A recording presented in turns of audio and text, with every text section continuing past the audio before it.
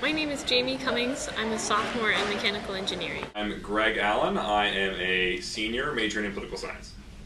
My name is Marty and I'm a junior. My name is Ken Obi and I'm from Nigeria. I'm a graduate student here at WashU, Department of Electrical Engineering. Sarah Henley, I'm a sophomore, majoring in anthropology, minoring in psychology. I remember there's a big hullabaloo about people saying their cameras were going to lock up and all sorts of things are going to happen.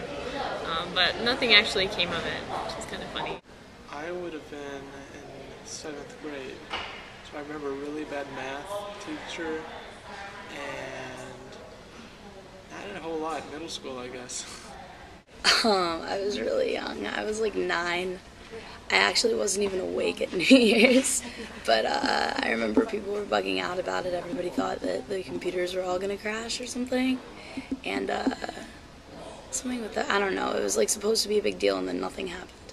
Dad's in the computer industry, so all I remember was a lot of, feverish ranting about how stupid people are, that Y2K is going to be fine, and that, the world's not going to end, etc.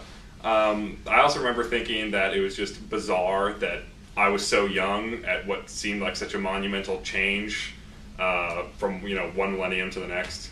I just thought that was really interesting and exciting. A long time ago, I was in Nigeria, obviously, and something about the world going to end because all the computers were going to crash, which was sort of ridiculous, and I really didn't care because I was too young to care if the world ended or not. So that's all I remember about it.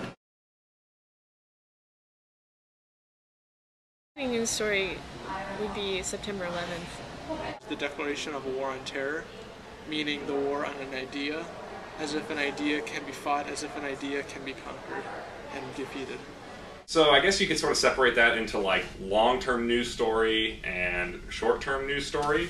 I guess if it was going to be like a short-term news story, that's going to have to be 9/11. I don't think there was any day in the decade that was even half as incredible as that. But in terms of like what the long-term stories are, you could say rise of China. I mean, there's 400 million people in China who went from abject poverty to a lifestyle that is completely different from everything that's been going on in that country for a really long time. So yeah, I guess it depends what you're thinking about, but probably those two. Well, it's probably 9/11, I'd say. Yeah, 9/11.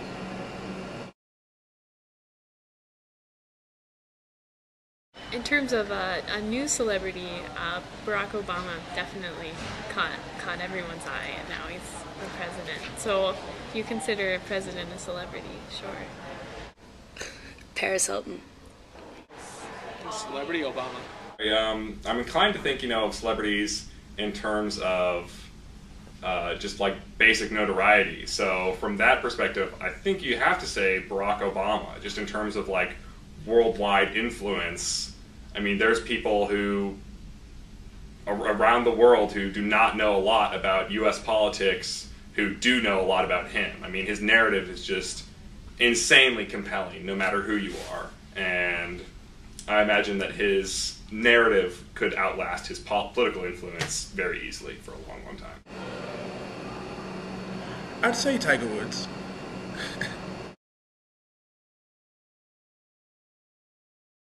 Probably all the cool phones out, like the iPhone and the BlackBerry and stuff like that. Very cool. The iPod, was that in this decade? I'll say, like the really knocking and understanding how to make a search engine work the way Google did in this decade. I mean, that is a company that is for, basically hundreds of millions of people around the world as every day as brushing your teeth. And I don't think there's anybody who's had that kind of influence technologically, except them.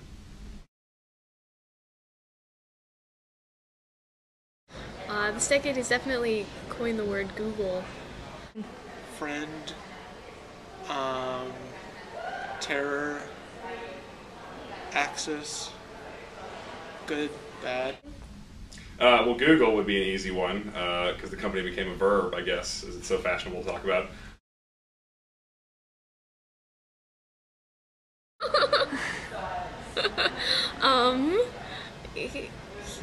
the bad guy in Harry Potter.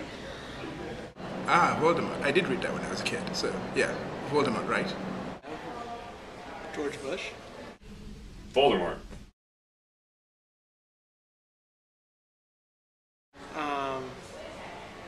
No. Great expectations, low fulfillment. Oh. Facebook/Twitter. That's what I'd say. Hopefully, my dream is to be living overseas in a poor area somewhere, using whatever I learn here and whatever I'm good at to help people overseas. 2020. I've been a student a really, really long time, and it is very hard to imagine that being some other part of my life. But how old? I'll be 31. So I guess I imagine myself living somewhere outside the Midwest, because I've been in the Midwest my whole life, and I think it's probably time for a change. Probably somewhere, well, either be Nigeria or the US, probably married and with kids. Boring, old, not very fun. But I don't know, seriously. Probably working as an engineer somewhere. That's what I'd say. In 2020, hopefully I'll have a job.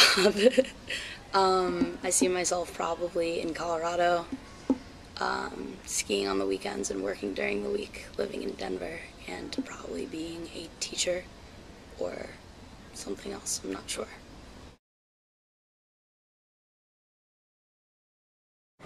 Cool 10 years. It really does feel like just so much happened in this decade that when you look back at what happened in the 90s, you read an events list and it seems like everything's just terrifically unimportant compared to what happened in this decade. And I really hope that either the events will seem to get better in terms of how often and important they are, or that maybe they'll stop hitting us as frequently and as hard as they did in 2010, or the decade of. Fish came back at the end of the decade. The band, not the animal. It was cool. It was a decade of my teens and my coming of age, so it was fun. Did a lot of crazy stuff in college, it was good. But would I go back? Maybe not. Yeah. I guess it's been a decade. Wow. It's crazy.